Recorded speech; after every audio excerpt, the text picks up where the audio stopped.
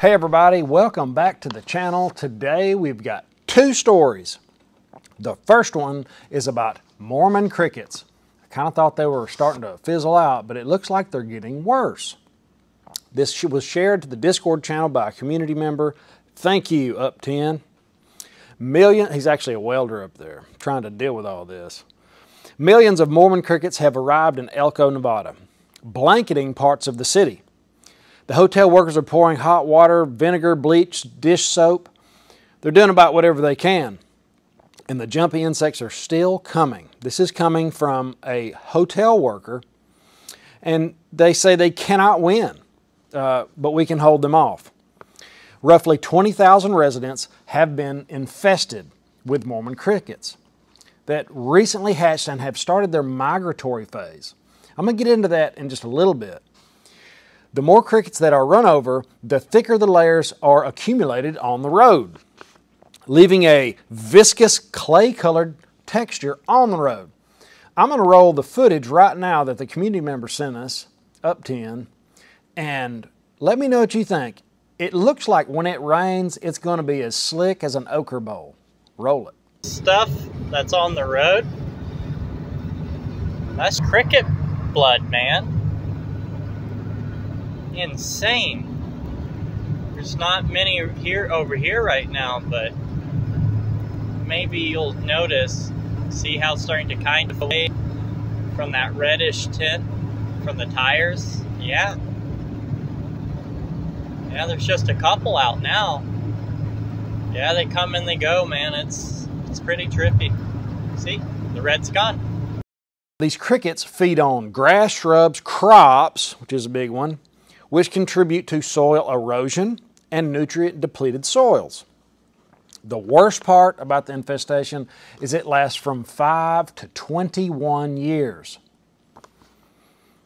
Nuts. Adults will feed on field forage crops, fruit trees, vineyards, and grains. Eggs are laid in the summer and are dormant through the winter. Nymphs emerge in the early spring when soil temperatures reach 40 degrees. At higher elevations where soil remains cold, eggs may incubate for an additional year. So maybe they don't hatch this year. Maybe it's next year. Wild. Mormon crickets eat plants, causing damage and economic loss. Now, the hay produced in these areas is more than likely will be reduced if the fully bale is baled with chopped up Mormon crickets. In some cases, there were a number of crickets in the hay, so extreme the hay is not sellable. They really like alfalfa. They may travel 1/2 mile a day and 25 to 50 miles in one season. If you're having trouble with these crickets or it ever happens in the future, you can put some chicken wire up and then put some type of plastic on it where they can't jump over. I guess they can't fly. And put those around your flower beds, ornamentals, gardens. Good news is it's free chicken food. Chickens really like them, wild birds, and there's a black wasp that likes them as well. A parasite occurs naturally in the population of Mormon crickets, and in the early nymphal stages can be devastating when the parasite is present. Unfortunately, we do not have a way to produce this parasite yet. I guess Bill Gates ought to get on that one. Maybe he can think of a way to depopulate something else. Okay, you can use PermaGuard in your garden. D21 Damascus earth, that can be used to kill the insects. And it's just wild, guys. That's it. I just want to put that in the front of the video because I had no idea there was a plague of crickets that was still going on. And you saw the video, it looked pretty nasty. All right, that's enough about crickets. Let's move on to the Great Famine, where you will own nothing and probably starve. A lot of people will, and I'm not making that up. And this is coming from the few people that are in charge that think they should control everything and the resources should be for them. You should not have a car. You should walk, ride a bicycle in a 15-minute city while we take our private jets around and control everybody. Hey everybody, I had to switch mics. That one has been giving me trouble. And this is from the Zero Hedge, the writers, one of us, obviously. But he talks about Schwab, which we call Dr. Evil, and he's going to give us a rundown how COVID-19 created a rare but narrow window of opportunity to reset the global economy. This involves the elimination of national borders and removal of property rights and individual rights as well. All rights. Remember, the few wants to control everything. Now, this next person I'm going to talk about is Yuval Noah Harari. He is really eat up with it. I mean, this guy is a bona fide jackwagon, wild-eyed. He's a gay man, and he has a lot to say. And I'm going to let him tell you what he has to say. This is straight from The Few. Roll it. And then the big political and economic question of the 21st century will be, what do we need humans for? Or at least, what do we need so many humans for? Do you have an answer in the book? At present, the best guess we have is keep them happy with drugs and computer games. Harari declared that the era of people's free will is over, with humans being merely hackable animals. Nuts. As a matter of fact, I want to roll the other clip right now. This weirdo talks about carrots and sticks. Carrots are reward, sticks are, to make sure you act right. You let me know what you think. Roll it. We are, broadly speaking, agreed that we need to get on track towards a net zero, climate safe and nature positive future, but we know this will not be easy. And we're going to need to change behaviors of both individuals, but also the way that our industries and corporations and also our governments work and practice. We're going to need to do this through a mixture of carrots and hopefully perhaps not so many sticks, and some kind of mix. And there's a very active and live debate as to how we go about this. But we're likely to see an increasing move towards a more stick-like interventions into the future as things worsen if we're not able to act. Now, both of those are straight from The Few. That's somebody videoed it right in front of their banner. That's obvious where it's from. It's not AI. It's nothing like that. That is actual fact. Those people are living and breathing, and they want to depopulate the planet. These governments are following the script of The Few's Great Reset, which is tied to the climate change and the Green New Deal policies that are pushed in the United States, Europe, and some other countries, as well as the United Nations. Climate Agenda and Net Zero Initiative. You got to watch out for these globalist goals. They'll get you killed.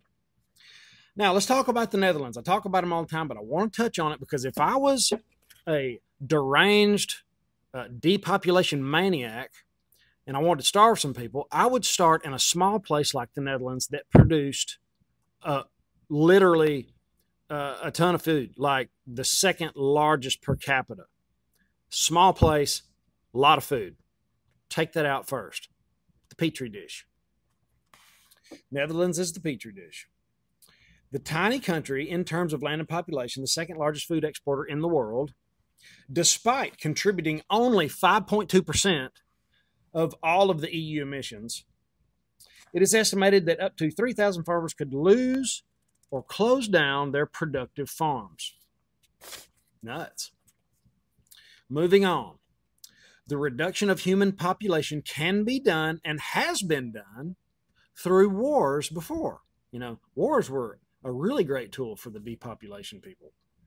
World War I claimed 21.5 million lives, 13 of which were civilians. The civilian deaths were largely caused by starvation, exposure to disease, and military encounters, and massacres. Now, in World War II, 40 to 50 million people died. We can't talk today. That was the largest of any war. But let's not forget the massacres by the communists, the people that gave these guys their blueprint. For example, Joseph Stalin killed 40 to 60 million. Mao Zedong, we talked about him the other day, 65 to 70 million. That number seems high, but anything goes. That was the Great Leap Forward. Remember the the people at the Few talked about a great leap forward. Well, here we go again. The war in Ukraine, coupled with the West economic sanctions, has put the world's food securities at a tremendous risk. Now, Chris Barrett, he says he's an agricultural economist at Cornell University. Quote, "We are going to see tens of millions of people suddenly facing famine." Man-made famine. Now, he says below this, control the money. And it says, we are presently experiencing an asymmetric war. Not like the one in Russia and Ukraine, some kinetic war there, but primarily a silent war where food shortages are engineered. This is achieved through shutting down production by driving farmers from the land, same thing Mao Zedong did, banning live animal exports, and disrupting food supply lines, as we saw in the pandemic. A bunch of it. I was making videos all the time about all the food. There were buildings and processing plants and meat processing plants and all that all the time. It was happening nonstop. Chicken, the poultry farms. It was nuts. It was all the time. That's kind of slowed down now because I think they've come up with, maybe they hit their goals over there. You got to watch these globalists and their goals. Control the food supply and you control the people. But control the money supply, you control the whole world. Wait a minute. Right now we're experiencing high inflation. We're dealing in a currency that has been a fiat currency for 53 years or so. On average, a fiat currency backed by nothing returns to zero within 50 years. We're right there at it.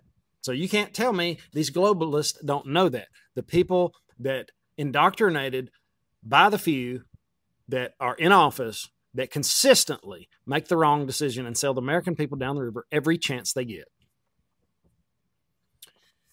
He says currently the amount of dollars is 2.3 times larger since 2008. The world denominating U.S. Federal Reserve has been money printing like never before.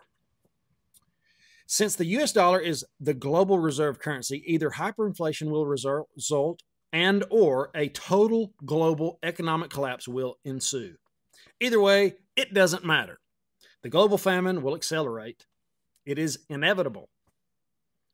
We must stop these woke depopulation agendas and put an end to the few. And I think we will, guys. I'm optimistic about this. I don't think they've dealt or woke up the red-blooded Americans. But we're spreading the word, getting it out there. Share this video with somebody because this is happening. This is not just me talking. I'm not one of those guys that talk real scary. It's happening now. Ooh, I don't want to sell fear. I just want to make you aware. It is pretty scary, though. Paraphrasing the WEF statement. You will own nothing and you will starve if we don't wake everybody up. So, guys, that's all for the story, but just know it's getting hot. It's getting heavy. It's getting weird. We got crickets crawling all over the place. We've got fires blowing up in Canada. We've got some kind of war that nobody really knows what's about. There's plenty of distractions while these few are busy. They're busy making videos and telling us exactly what they're going to do. So let's expose them. Let's put them on everybody's roster. Share this video, hit the like button, subscribe, and ring the bell, and have an awesome day. I'll see you in the next one. Later.